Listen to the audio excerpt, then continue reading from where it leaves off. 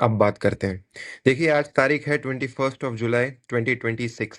आज 21 जुलाई के दिन जेपी नड्डा जी जाकर मिले हैं सीजेपी के लीडर्स को, और सीजेपी के लीडर्स ने फाइनली एक रिटन फॉर्मल सबमिशन किया है उनके तरफ से कि क्या उनकी फॉर्मल डिमांड्स है और उनको किस तरह से रिफॉर्म्स चाहिए हैं, और उसके साथ अलग अलग कुछ और बातें भी। लेकिन देखिए, कल ही मार्च हुआ था संसद चलो, उसके अंदर कई सारी पुलिस की तरफ से ब्रुटैलिटी देखने मिली, कुछ गलतियां प्रोटेस्टर्स की तरफ से हमें देखने मिली, और उन सारी चीज़ों के बाद आज भी अलग-अलग बातें हुई हैं। आज हमारे honourable prime minister Narendra Modi ji NDA की मीटिंग लेते हैं, और उनके साथ में वो ये डिस्कस करते हैं कि इसके ऊपर स्ट्रिक्ट एक्शन हमें लेना पड़ेगा कि एग्ज़ाम लीक्स नहीं होनी चाहिए। प्रोटेस्टर्स के साथ कैसे बात होनी चाहिए, इसके ऊपर सारे एनडीए के साथ इंटरनल डिस्कशन हुए हैं। जंतर मंतर में फिर भी सिट इन कंटिन्यू है, वहां से प्रोटेस्टर्स पार्लियामेंट के सामने से वापस जाकर जंतर मंतर बैठे हैं। उन्होंने फिर से टेंट्स लगाए हैं और ये कहा है कि जब तक कोई स्ट्रिक्ट लीगल एक्शन नहीं लिया जा रहा है और अकाउंटेबिलिटी का एक प्रूफ हमें नहीं दिया जा रहा, तब तक हम यहाँ से नहीं उठ रहे हैं। क्या हमें हमेशा हमेशा हमारे राइट्स माँगने के लिए इसी तरह से कुछ करना पड़ेगा? क्या ये प्रोटेस्ट करना ये उसका सही तरीका भी है? क्या ये प्रोटेस्ट सही है? ये प्रोटेस्ट के अंदर कुछ एंटी नेशनैलिटी घुसी है क्या? क्या इसके पीछे कोई और प्रोपेगेंडा है क्या? ऐसे कई सारे सवाल हमारे मन में उठे थे, और इन सवालों के आज हम यहाँ पर जवाब ढूँढेंगे। देखिए, सोशल मीडिया पर इस पूरे प्रोटेस्ट को 2 तरफ से देखा जा रहा है। एक बाजू है जो प्रो प्रोटेस्ट है, मतलब सपोर्टर्स हैं। दूसरी बाजू है जो उसके अगेंस्ट है, यानी कि अपोजर्स है। देखिए, अभी हम इन दोनों भी बाजुओं की गलतियां हैं, उन गलतियों को देखेंगे, और उन गलतियों में से ही हम लोग ये भी समझेंगे कि ये दोनों कहना क्या चाहते हैं और क्या वो कितना वैलिड है। पहले देखते हैं कि जो सपोर्टर्स है उनकी तरफ से क्या क्या गलतियां हुई हैं। देखिए, सबसे पहली गलती जो मुझे सपोर्टर्स की तरफ से लगती है वो ये है कि वहां पर प्रोटेस्ट में कई सारे अलग अलग रिलीजियस सिंबल्स और रिलीजियस सॉन्ग्स कह लो, सिंबल्स कह लो, उनका इस्तेमाल वहाँ पर हुआ है। देखिए, 2 तरीके से आप इस प्रोटेस्ट को ये कह सकते हैं कि ये प्रोटेस्ट जो है, वो किसी एक धर्म को नीचा दिखाने के लिए या किसी एक धर्म को सपोर्ट करने के लिए नहीं है। पहला तरीका होता है ये करना कि मैं सब धर्मों में से थोड़ा-थोड़ा, थोड़ा-थोड़ा कुछ उठाऊँगा, जिससे हम ये कह पाएँगे कि किसी एक धर्म की तो बात है नहीं। दूसरा तरीका होता है कि आप किसी भी धर्म की बात ही मत करो। वहां पर सीजेपी के लीडर्स हो या फिर वो प्रोटेस्टर्स हो, उन्होंने चुना है पहला रास्ता। हर धर्म के थोड़ी-थोड़ी बातें वहां पर हुई हैं। जैसे कि हमने यूट्यूब और अलग-अलग सोशल मीडिया पर देखा ही होगा। देखिए, यहाँ पर उनकी गलती ये नहीं है कि उन्होंने हर धर्म की सारी बातों में से थोड़ी-थोड़ी बातें उठाई हैं और उनको यूनिटी दिखाने का प्रयत्न किया है। लेकिन मुझे यहाँ पर गलती इसलिए लगती है कि प्रोटेस्टर्स को ये बात समझनी चाहिए कि हम उस मुद्दे पर अगर बात कर रहे हैं जिसका रिलीजन से कोई भी संबंध नहीं है, तो जब तुम रिलीजन को वहाँ पर बीच में लेकर आते हो, खास करके भारत जैसी सोसाइटी में, तो उसका हमेशा गलत इस्तेमाल होगा। भले ही तुम्हारे इंटेंशंस अच्छे हो, तो भी गलत इस्तेमाल होगा। और इन गलत इस्तेमाल ना हो, इसलिए तुम्हें उनको अवॉइड करना चाहिए। दूसरी गलती मुझे जो लगती है, और वो ज़्यादा सीरियस गलती मुझे इनकी लगती है कि यही नहीं होना चाहिए था, वो ये है कि प्रोटेस्ट काइंड ऑफ अभी एंटी करंट गवर्नमेंट दिखने लगा है। गवर्नमेंटल इंस्टीट्यूशन में अकाउंटेबिलिटी का प्रॉब्लम है एज़ अ इंस्टीट्यूशन, लेकिन उसको अभी इस प्रकार से प्रेज़ेंट किया गया है, वहाँ पर जो अलग-अलग लीडर्स आए हैं उनकी तरफ से, वहाँ पर जो इंटरनेट पर्सनैलिटीज़ आई हैं उनकी तरफ से, इस तरह से इसको प्रेज़ेंट किया गया है कि वो अभी एंटी करंट गवर्नमेंट मुद्दा लगने लगा है। मैं इसका एग्ज़ाम्पल आपको देता हूँ। देखिए, कुणाल कामरा वहाँ पर गए थे, कुणाल कामरा ने वहाँ पर जाकर ये स्टेटमेंट किया था, ये हम सब जानते हैं। अभी ये जो स्टेटमेंट किया था, इसमें उन्होंने 2 मुद्दे उठाए। पहली बात तो ये कि जो करंट गवर्नमेंट है, वो गवर्नमेंट एक रिलीजियस सेंटिमेंट का इस्तेमाल करके बनी हुई है। दूसरा मुद्दा उन्होंने उठाया कि वो एक बड़े-बड़े जो कंपनीज़ हैं, कॉर्पोरेट्स हैं, उनको फ़ेवर करती हैं, उनके लिए काम करती हैं। ठीक है, अभी मैं इसमें नहीं घुस रहा हूँ कि ये सही है, गलत है, लेकिन ये बात समझो कि ये दोनों भी मुद्दे जो वहाँ पर उठाए गए हैं, वो दोनों भी मुद्दों का और एजुकेशन का कोई संबंध वहाँ पर नहीं है। तुम जब इस तरह से उन मुद्दों को उठाते हो जो मुद्दे सिर्फ़ और सिर्फ़ करंट गवर्नमेंट के खिलाफ में लग रहे हैं, तो ये मुद्दा पॉलिटिसाइज़्ड हो जाता है। ऐसे पॉइंट्स को वहाँ पे रेज़ करने की कोई ज़रूरत नहीं है, वो स्टेज उसके लिए नहीं था। जो अलग-अलग पॉलिटिकल लीडर्स वहाँ पर आए थे, उनकी तरफ से कुछ ऐसे ही मुद्दे और उठाए गए। जैसे कि कुछ लोगों का ऐसा कहना था कि इंडियन इकोनॉमी में बहुत ज़्यादा इन्फ्लेशन है, अनएम्प्लॉयमेंट है। और गवर्नमेंट इसके लिए कुछ नहीं कर रही। कुछ का ऐसा कहना था, जो हम संघवाद कहते हैं भारत में, अलग-अलग राज्यों का एक साथ आना और फिर भारत बनना, इसको ये सपोर्ट नहीं करते। सारी की सारी जो पावर है, उसको वो अपने पास यानी कि सेंट्रल गवर्नमेंट के पास लेना चाहती हैं। ये मुझे गलती क्यों लगती है? मैं ये नहीं कह रहा हूँ कि ऐसे मुद्दों को गवर्नमेंट के खिलाफ उठाए नहीं जाने चाहिए। अगर आपको लगता है कि ऐसी चीज़ें हैं, तो आप ज़रूर उठा सकते हो। लेकिन जब आप वो इस प्लेटफ़ॉर्म से उठाते हो, वो प्लेटफ़ॉर्म का राजनीतिकरण हो जाता है। वहाँ पर जो एजुकेशन और अकाउंटेबिलिटी का मुद्दा उठा था, उसका राजनीतिकरण हो जाता है। ऐसे हो जाए है कि करंट गवर्नमेंट बीजेपी और कांग्रेस के बीच की बात है, और ये बीजेपी वर्सेस कांग्रेस का मुद्दा है ही नहीं। क्या आपको लगता है कि ये जो पेपर लीक हुआ है, वो बीजेपी गवर्नमेंट में है इसलिए हुआ है? कांग्रेस की गवर्नमेंट होती या किसी भी अदर पॉलिटिकल पार्टी की गवर्नमेंट होती, तो ये मुद्दा नहीं उठता था? क्या पेपर लीक नहीं होते थे? फिर भी होते थे, और फिर भी ऐसे प्रोटेस्ट हमें करने पड़ते थे, क्योंकि गवर्नमेंट एज़ अ इंस्टीट्यूशन हमारे पास अकाउंटेबिलिटी नहीं है। तो इसीलिए इसको पॉलिटिसाइज्ड करना ये गलत बात है, और उसको उस वे में लेकर जाना ये गलत बात है। अब हम आते हैं कि कौन-सी गलतियाँ हुई अपोज़र्स की साइड से। देखिए, सबसे पहली गलती जो अपोज़र्स की तरफ से होती है, मुझे लगता है कि वो पूरे प्रोटेस्ट को एंटी नेशनल कह रहे हैं। देखिए, इसके पीछे वो कहने का जो कारण देते हैं, वो ये है कि वहाँ पर कुछ अलग-अलग जो पर्सनैलिटीज़ आई थीं, और उन्होंने पहले किए गए कुछ स्टेटमेंट्स हैं, उनकी वजह से उन्हें वो पर्सनैलिटीज़ एंटी नेशनल लगती है, और उसकी वजह से ये पूरा का पूरा प्रोटेस्ट एंटी नेशनल है, क्योंकि वो वहाँ पर आकर सपोर्ट किए हैं। इनमें से अगर मैं नाम लेना चाहूँ, तो अरुंधति रॉय जी का लूँगा। बहुत से लोगों का ऐसा कहना है कि अरुंधति रॉय एंटी नेशनल है। लग सकता है तुम्हारा मुद्दा है, मैं उसके डिबेट में फिर से नहीं जा रहा हूँ। लेकिन मुद्दा ये है कि क्या एक कोई लीडर या फिर कुछ चंद लीडर जो वहाँ पर आए हैं, उनकी वजह से तुम पूरे के पूरे प्रोटेस्ट को एंटी नेशनल कह सकते हो? एक डेमोक्रेसी में आवाज़ उठाना और सवाल पूछना, अकाउंटेबिलिटी माँगना, ये कभी भी एंटी नेशनल नहीं हो सकता। अगर तुम उनसे एग्री नहीं करते, तो उनसे डिसएग्री करो, लेकिन ये तो मत भूलो कि प्रोटेस्ट जो चल रहा है, वो प्रोटेस्ट नेशन के हित के लिए ही चल रहा था। वहाँ पर जो एजेंडा मुद्दे उठाए गए थे, वो हित के लिए ही उठाए गए थे। देखिए, दूसरी जो मुझे इनकी गलती लगती है, वो है इसको रिलीजियस एंगल दे देना। देखिए, इस बारे में मैंने सपोर्टर्स की साइड से भी बात की थी कि सपोर्टर्स की साइड से ये गलती हुई है, और उसकी जो गलती हुई है, उसी मुद्दे को लेकर अपोज़र्स इसको रिलीजियस एंगल दे देते हैं। इसके मैं आपको 2 एग्ज़ाम्पल देता हूँ। पहला एग्ज़ाम्पल ये कि फैज़ अहमद फैज़ का जो गाना वहाँ पर गाया गया था। देखिए, फैज़ अहमद फैज़ ये पाकिस्तान के काफ़ी फ़ेमस राइटर, पोएट और शायर रह चुके हैं। उनका ये एक गाना है, जिसमें वो ज़िया उल हक़ का जो तानाशाही करने का प्रयत्न था पाकिस्तान में, उसके खिलाफ बात कर रहे हैं। और उसमें वो कहते हैं कि अल्लाह आखिर तक रहेंगे, भगवान आखिर तक रहेगा, और ये तुम जो तानाशाही कर रहे हो, इसका आखिर तक कुछ नहीं बचने वाला, अपने नाम का कुछ मत रखो। और उसका जो वो बस नाम पर्टिकुलर रहेगा सेंटेंस है कि बस नाम रहेगा अल्लाह अल्लाह का, का। इसको बार-बार, बार-बार सोशल मीडिया पर इस तरह से दिखाया गया कि ये प्रोटेस्ट जो है, वो मुस्लिम धर्म को, इस्लाम को ही सपोर्ट करने के लिए बना है, जिसका एक्चुअली कोई संबंध नहीं है। वो एक रिलीजियस सॉन्ग है ही नहीं। एंड अगेन, प्रोटेस्टर के साइड से भी ये बात समझ लो, तानाशाही दिखाने के लिए भी अगर उन्होंने गाना गाया है, तो करंट गवर्नमेंट अथॉरिटेटिव है, कंट्रोलिंग है, ये बात करने की भी वो स्टेज नहीं है, एजुकेशन के लिए बना है। लेकिन इन्होंने, जो अपोज़र्स हैं, उन्होंने इसको रिलीजियस एंगल दे दिया।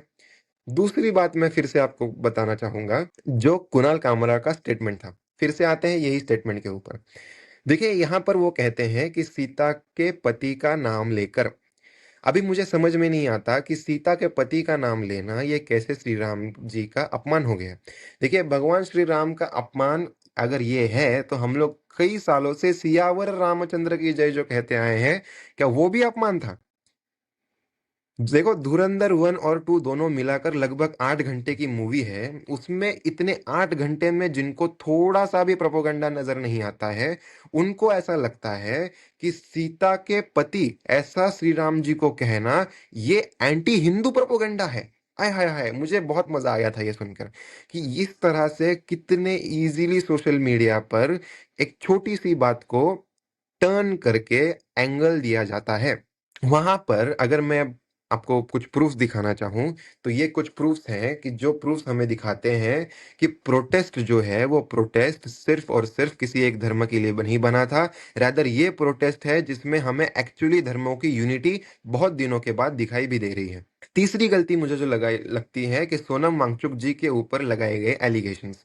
देखिए, सोनम वांगचुक जी के ऊपर जो एलिगेशंस लगे हैं वो मैं स्पेसिफिकली एक-एक करके डिबंक करना चाहूँगा, क्योंकि ये one of the main leaders थे। देखिए, सोनम वांगचुक जी के ऊपर जो पहला एलिगेशन लगता है वो ये कि वो एंटी नेशनल है, और इसके पीछे का जो बेस है वो ये है। उन्होंने लद्दाख में चल रहे हुए एक प्रोटेस्ट के साथ में ये ऐसी कुछ बातें कही थी, जिस वीडियो की वजह से उनको एंटी नेशनल कहा जाता है। देखिए, फैक्ट चेक करने के बाद समझ में आता है कि उन्होंने सिर्फ और सिर्फ एक कॉमेडियन को वहां पर कोट किया था। कॉमेडियन ने ऐसी बात कही थी, ऐसा उन्होंने वहां पर बोला था, और उसके आगे जाकर ही फटक से वो ये भी कहते हैं कि ऐसा नहीं है, लद्दाख के जो सारे लोग हैं वो फिर भी भारत के साथ रहेंगे, भारत के लिए हमेशा काम करेंगे, और चाइना के लिए हम कभी भी सपोर्ट नहीं करेंगे। देखो, दूसरा जो उनके ऊपर एलिगेशन लगता है वो ये है कि वो चाइना के एजेंट है।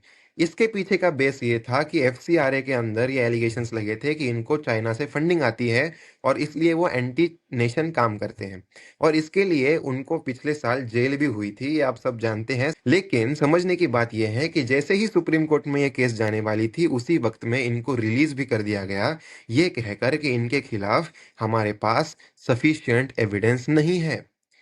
और देखिए, मैं आपको और कुछ वीडियोस दिखाता हूँ। ये आदमी पहले कुछ दिनों में बॉयकॉट चाइना कैंपेन चला रहे थे लद्दाख में। ये देखिए, उनकी सेना को पैसा भेज रहे होंगे, चीन की सेना को, है कि हम एक नागरिक जवाब जरूर दें और इसे एक अभियान बनाएं ग्लोबल मूवमेंट की तरह। ये बॉयकॉट मेड इन चाइना का जो अभियान है वो भारत के लिए भी एक वरदान साबित होगी। चलो, दूसरी एक और बात, इन्होंने लद्दाख में जो ठंड होती है और हमारे जो सैनिक होते हैं वहां पर, चाइना वगैरह जो बॉर्डर है हमेशा कुछ ना कुछ चलते रहता है, हमारे जो सैनिक है उनके लिए इन्होंने वहां पर मिलिट्री टेंट्स बनवाए थे, उनका अलग इनोवेशन किया था जो वहां पर उनको हीट प्रोवाइड करते हैं, और ये आदमी चाइनीज एजेंट है। सोशल मीडिया, देखिए, कुछ लोगों ने तो ये कहा है कि ये प्रोटेस्ट गलत है इसलिए क्योंकि ये अभी जब जाकर मार्च करेंगे तो ये मार्च करने कर ये वॉयलेंस हो सकता है। और ये वो लोग कह रहे हैं जो गांधी जी को क्रिटिसाइज करते हैं कि नॉन कोऑपरेशन मूवमेंट को क्यों बंद करवाया, जबकि एक छोटे से चौरा चौरी गांव में एक छोटे से पुलिस स्टेशन में कुछ 5 लोगों को जिंदा जला दिया था। गांधी जी ने अगर वो प्रोटेस्ट बंद नहीं किया होता, उसको वायलेंस को थोड़ा सा इग्नोर करके पूरे देश के बारे में सोचा होता, तो फिर शायद हमारा देश जल्दी स्वतंत्र हो जाता था। लेकिन मैं ये आपको दिखाना चाहता हूँ कि वही सोशल मीडिया के लोग हैं, ये वही सोशल मीडिया क्रिएटर्स हैं जो इस बाजू से भी बात करते हैं और इस बाजू से भी बात करते हैं। पूरे के पूरे प्रोटेस्ट को गलत कह देना क्योंकि तुम एक दो लोग जो वहां पर आकर कुछ बातें कह कर गए हैं उनसे एग्री नहीं करते, क्योंकि एंटीसिपेटेड वायलेंस हो सकता है, ये गलत है। हमने देखा कि आज वायलेंस क्या हुआ है, हमने वो ब्रुटैलिटी देखी है, लेकिन ये सिर्फ वो एक साइड है। पूरे के पूरे प्रोटेस्ट को गलत कह देना, इसका कोई सेंस नहीं बनता। देखिए, अभी आते हैं कल जो हुआ उसके पूरे चीज के ऊपर। कल मार्च होता है 20 जुलाई को, चलो सांसद का मार्च होता है, हजारों में लोग वहां पर आए थे पार्लियामेंट के सामने। क्या इस मार्च का इंटेंशन ये था कि यहां से पार्लियामेंट में जाकर हम लोग पार्लियामेंट के अगेंस्ट कुछ एक्शन लेंगे?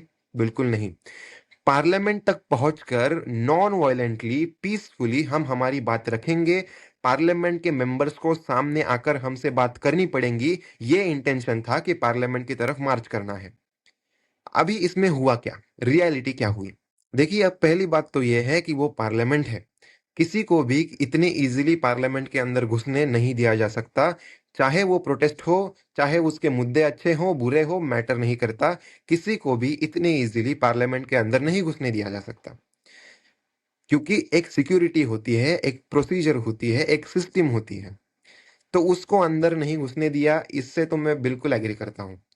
लेकिन फिर मॉब्स की तरफ से जो ये रिएक्शन हुई, और मैंने रिसेंटली इंटरव्यूज देखे जिसमें स्टूडेंट्स का ऐसा कहना था कि हमने तो उधर तक पहुंचकर पीसफुली ही प्रोटेस्ट किया था, लेकिन हमारे बीच में कुछ दूसरे मॉब्स आकर ज्वाइन होते हैं और वो फिर ये एक्शंस करते हैं, जैसे कि पत्थर फेंक कर पुलिस को मारना, पुलिस को हर्ट करना, और दूसरी तरफ से पार्लियामेंट के अंदर घुसने की प्रयत्न करना, वहां से कूद कूद के बैरिकेड्स को क्रॉस करना, ये एक्शंस लिए गए। अभी देखो, बात सिंपल है, कि ये जो प्रोटेस्ट में मॉब्स घुसने की बात स्टूडेंट्स कर रहे हैं, अभी कई लोग इसके ऊपर से कॉन्ट्राडिक्शंस बनाएंगे कि शायद ये जो है गवर्नमेंट ने ही भेजे थे ताकि फिर पुलिस की ब्रुटैलिटी वो चार्ज कर सकें। कुछ लोग कहेंगे नहीं नहीं, ये अपोजिशन ने जानबूझ के भेजे हैं ताकि फिर पुलिस ब्रुटैलिटी करे और फिर ब्रुटैलिटी करने के बाद अपोजिशन गवर्नमेंट को गालियां दे सके। अभी हम जैसे लोगों को ये नहीं पता कि ये जो मॉब्स आए थे वो कहाँ से आए थे, वो सच में मॉब्स थे भी या नहीं, या स्टूडेंट्स की तरफ से ही ये गलतियां हुई हैं, हमें नहीं पता।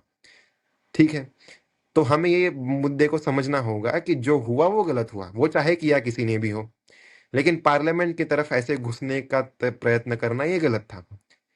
उसके बाद पुलिस से जो लाठी चार्ज हुआ है,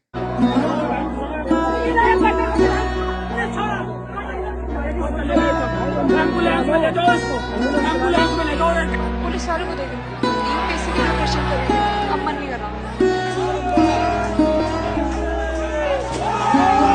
वो लड़का मर जाएगा, उसको देख हटाओ यहाँ से। इसको बहुत चोटें आई। देखिए देखिए, ये लाठी चल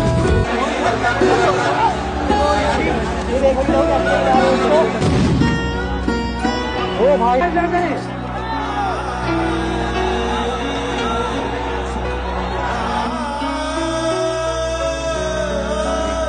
मैं समझता हूँ हमने पीछे अभी वैंडलाइजेशन और स्टोन फेंकने के भी वीडियोस देखे और वो गलत था, लेकिन इस प्रकार तक, इस हद तक पुलिस की ब्रुटैलिटी करना, ये मुझे तो लगता है कि किसी भी हद तक सही नहीं है। देखिए, इन्होंने किसी भी लेडीज की बारे में नहीं सोचा है, किसी बच्चों के बारे में नहीं सोचा है, स्टूडेंट्स के बारे में नहीं सोचा है। यहाँ तक कि मैं आपको एक वीडियो दिखाता हूँ जहाँ पर एक 10 साल के लड़के को, 10 साल के बच्चे को चपाट मारा है। ये देखिए, देखिए ये जो चमाट पड़ा है, पहली बात तो ये कि अगर उसके पेरेंट्स में से, घर वालों में से भी कोई वहां पर होता तो वो भी उसको ऐसे ही चमाट मारता कि ये 10 साल का बच्चा प्रोटेस्ट में कर क्या रहा है। लेकिन बात यह है कि वो पुलिस उन पेरेंट्स में से नहीं है। इस तरह से ब्रुटैलिटी करना कि जो प्रोटेस्टर्स पीछे हट चुके हैं, पेड़ों पर चढ़ चुके हैं, वो पेड़ों पर चढ़े हुए प्रोटेस्टर को नीचे डंडे मारे जाते हैं कि भाई नीचे उतर, और नीचे उतर के मारा जाता है, जबकि अब वो प्रोटेस्ट में ऐसे कोई एक्शंस कर भी नहीं रहा है। इस तरह की ब्रुटैलिटी होना ये बहुत ही ज़्यादा प्रॉब्लमैटिक है और इसके ऊपर से हमें सवाल उठाने चाहिए कि क्या ये ब्रुटैलिटी सही थी? तो फिर अब बात आती है कि हमें क्या करना है? देखिए, पहली बात तो ये समझिए कि ये जो पॉइंट उठाया गया है, डिमांड्स रखी गई हैं, वो बहुत रेयर है। मैं किस एंगल से इसको रेयर कह रहा हूँ? भारत में जब भी कोई ऐसे प्रोटेस्ट हुए हैं, जब भी ऐसे कोई मुद्दे उठाए जाते हैं, वो हमेशा किसी न किसी एक रिलीजन को हो, एक कम्युनिटी को हो, एक पर्टिकुलर एरिया के बारे में हो, ये हमें नॉर्मली दिखता है। बहुत दिनों बाद कोई ऐसा डिमांड रखी गई है, बहुत दिनों बाद ऐसा मुद्दा उठाया गया है, जिसमें पूरा का पूरा भारत एक साथ आ सकता है, क्योंकि ये भारत के भविष्य का सवाल है। हमने जो भी पूरी ऊपर डिबेट देखी, उसमें ये देखा कि किसी ने भी एजुकेशनल रिफॉर्म्स होने चाहिए या नहीं, गवर्नमेंट एज ए इंस्टीट्यूशन उसमें अकाउंटेबिलिटी आनी चाहिए या नहीं, इसके बारे में बात नहीं करी। क्यों नहीं करी? क्योंकि हर कोई जो इस सपोर्ट कर रहा है और जो इसको अपोज कर रहा है, वो भी ये मानता है कि गवर्नमेंट में अकाउंटेबिलिटी आनी चाहिए और एजुकेशनल रिफॉर्म्स होने चाहिए।